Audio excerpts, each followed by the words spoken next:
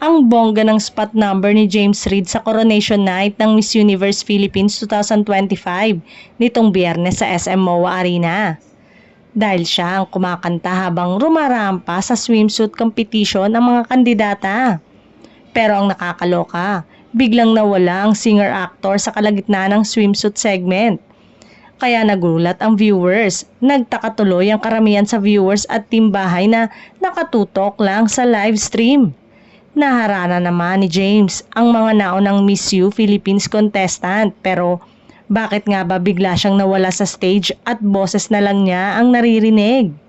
Kung ano-ano tuloy ang mga nakakaaliw na hanash ang mababasa sa komento sa online streaming ng pageant.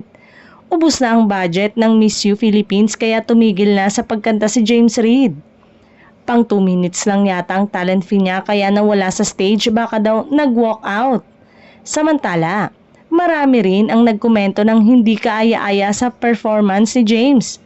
Ang may ilang netizen ang nagtaray na sana hindi na lang daw ito kumanta ng live at nag-lip-sync na lang. Marami rin ang hindi believe sa boses ng boyfriend ni Isa Pressman. Pang-autotune lang daw ang voice nito, kaloka. Marami rin kasi ang nakapansin na sumablay at nawala raw ito sa tono kahit pa sariling kanta na ang inawit ni James. Sana nga raw kumuha ang MUP management ng mga totoong singer na magpa-perform sa Miss Universe Philippines stage at yung mga nakakanta talaga ng live on stage.